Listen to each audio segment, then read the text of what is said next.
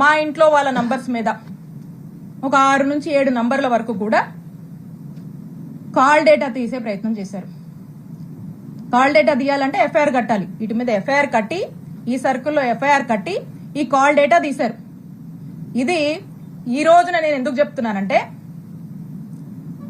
మేమిద్దరం ఒకే పార్టీలో ఉన్నాం. ఇది మేము అధికారంలో ఉన్నప్పుడే జరిగింది. అప్పుడు నేను ఎమ్మెల్యేని.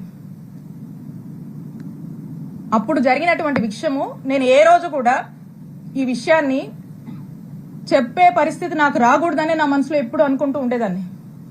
కానీ ఈ రోజున నేను ఏ తప్పు చేయకపోయినా, ఈ రోజున నన్ను బాధ పెట్టి, నా కళ్ళల్లో ఏదో కన్నీళ్లు చూద్దామని, నన్ను ఇబ్బంది పెట్టి హింసిద్దామని చెప్పి ఈ రోజున వరుస పెట్టి నన్ను టార్గెట్ చేస్తూ నన్ను ఇబ్బంది పెడుతున్నప్పుడు చెప్పక తప్పట్లేదు. కాబట్టి ఈ రోజు నేను చెప్తా ఉన్నా, ఆ రోజున మేము ఒకే పార్టీలో ఉన్నాము. వైఎస్ఆర్ కాంగ్రెస్ పార్టీ ఇంటిగ్రిటీ కోసం నేను ఆ రోజు నోరు విప్పలేదు. ఈ రోజున కూడా నేను చెప్పాలనుకోలేదు, కానీ చెప్పే పరిస్థితులు ఏర్పడ్డాయి కాబట్టి నేను చెప్తా ఉన్నాను. ఒకసారి ఆలోచన చేయండి. ఒకే పార్టీకి సంబంధించినటువంటి ఎంపీ, అక్కడున్నటువంటి ఒక బీసీ మహిళ, ఒక ఎమ్మెల్యే మీద కాల్ డేటా తీస్తారండి? కాల్ డేటా అనేది ఒక వ్యక్తి ప్రైవసీకి సంబంధించినటువంటి విషయం. నా ప్రైవసీ అంటే నా జీవితం, నా వ్యక్తిగత జీవితంలోకి రావాలనేటువంటి ఎందుకంత నీచపు ఆలోచన వారికి వచ్చిందో నాకు తెలీదు. నేను ఒక్కసారి అడుగుతా ఉన్నాను, ఈ రాష్ట్రంలో ఇంతమంది అన్నల్ని, తమ్ముళ్ళు ఉన్నారు. వాళ్ళని నేను అడుగుతా ఉన్నా, ఒక్కసారి ఆలోచన చేయండి. మీ ఇంట్లో ఒక ఆడపిల్ల ఉంటే, మీ భార్య అయినా, మీ చెల్లి అయినా, మీ అక్క అయినా, మీ ఇంట్లో ఉండే ఆడవాళ్ళ కాల్ డేటా ఎవరన్నా తీస్తే ఏంటండి? మీకెంత బాధ అనిపిస్తుందండి? మీకెంత కడుపు కాలుద్దండి? అలాగే మీరు కాల్ డేటా తీసినప్పుడు నా కుటుంబ సభ్యులు కూడా అలాగే ఫీల్ అయ్యారు. ఇంత నీచుడా కృష్ణదేవరాయలు అని చెప్పి అందరూ ఫీల్ అయ్యారు. ఇది మా అధిష్టానానికి తెలుసు, మా పార్టీలో ఉన్నటువంటి పెద్దలకు తెలుసు, అప్పట్లో ఉన్నటువంటి మా పోలీస్ అధికారులకు కూడా తెలుసు. కానీ ఎప్పుడు బహిరంగంగా ఈ విషయాన్ని నేను బయటికి చెప్పే ప్రయత్నం చేయలేదు. ఇది జరిగినప్పుడు మా నాయకుడు జగన్మోహన్ రెడ్డి గారికి ఇంత మెయిన్ మెంటాలిటీ ఉన్నటువంటి ఈ వ్యక్తి ఈ విధంగా నన్ను ఇబ్బంది పెట్టి ఈ విధంగా చేశాడు అని చెప్పి, కాల్ డేటాలు తీస్తాడా అని చెప్పి నేను మా ముఖ్యమంత్రి గారికి షేర్ చేసుకున్నప్పుడు, 4 గోడల మధ్య జరిగినటువంటి విషయం.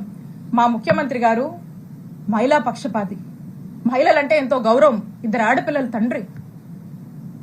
ఆ ఇంట్లో ఆ 2 ఆడపిల్లలకు ఎవరికైనా ఒక మహిళకు జరిగితే, వాళ్ళ ఇంట్లో మనుషులకు ఎలా జరిగితే ఎలా మనం బాధపడతాం, మన విషయంలో మనం ఎలా బాధపడతామో, నా విషయంలో కూడా మా నాయకుడు జగన్మోహన్ రెడ్డి గారు ఆ రోజు అంతే బాధపడి ఇమీడియట్ గా అక్కడ ఉన్నటువంటి ప్రభుత్వ అధికారులకు, పోలీస్ అధికారులకు ఇన్స్ట్రక్షన్ ఇచ్చి ఇమీడియట్ గా necessary action తీసుకోమన్నారు.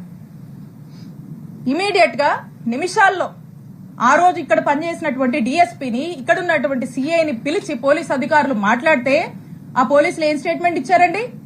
Upon the pressure of honourable MP Narasaraopet Lavu Krishnadevarayalu, upon his instructions మేము ఇది తీయాల్సి వచ్చింది అని చెప్పారు.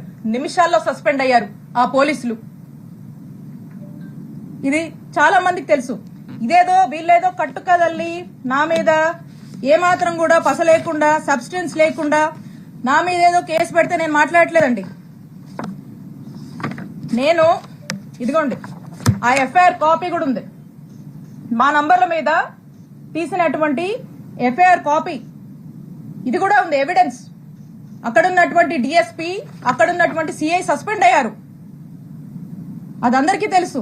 నేనేదో మీలా కట్టు కదలల్లి ఏదో మాటలు చెప్దామని రాలా.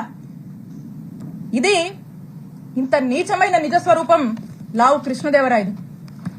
అప్పుడు మా నాయకుడు అతన్ని, ఏంటయ్యా కృష్ణ, ఏంది పని అని ప్రశ్నిస్తే తల దించుకున్నాడు కృష్ణదేవరాయలు. ఆ రోజున కృష్ణ గారు తల దించుకున్నారు. తన తల తీసేసినట్టయింది ఆ రోజున మా నాయకుడు జగన్మోహన్ రెడ్డి గారి దృష్టిలో ఇతను చేసినటువంటి ఈ తప్పుడు పనికి, ఒక మహిళా ఎమ్మెల్యే కాల్ డేటా తీసినటువంటి తప్పుడు పనికి అతను ఆ రోజున మా నాయకుడిలో కృష్ణదేవరాయలు అనే వ్యక్తి మీద నమ్మకం కోల్పోయాడు, అతను చేసిన తప్పు వల్లే. అది మనసులో పెట్టుకొని, అదే కోపం మనసులో పెట్టుకొని ఈ రోజున రివెంజ్ అధికారం ఉంది కాబట్టి ఈ రోజున రివెంజ్ తీసుకునేటువంటి భాగంగా ఈ రివెంజ్ లో భాగంగా ఈ కట్టుకథలల్లి ఈ రోజు నన్ను డిఫేమ్ చేస్తూ నా మీద ఒక నింద, నా మీద ఒక ముద్ర వేసేటువంటి ప్రయత్నం లావు కృష్ణదేవరాయలు గారు చేస్తా ఉన్నారు. ఇది చేస్తూ వీళ్ళని మీరు చూస్తే ఈ కంప్లైంట్ కూడా ఇతని లెటర్ హెడ్ మీదే, బహుశా ఈయనే రాశాడో ఇలా ఆఫీసులో రాశారో చూడండి. కంప్లైంట్ పేపర్ కూడా చూపిస్తున్నా. నేనే ముట్టి మాటలు మాట్లాడలా, నేను వాస్తవాలతోనే నేను వచ్చి మాట్లాడుతా ఉన్నా. ఇది కృష్ణదేవరాయలు గారి రిప్రజెంటేషను. ఇది ఇచ్చి అన్ని ఆఫీసుల్లో ఇదే కట్టు కథని ఇచ్చి వరసబెట్టి ఇదే ఆవు కథని, అదిగో 2 కోట్లు, ఇదిగో 2 కోట్లు, అదిగో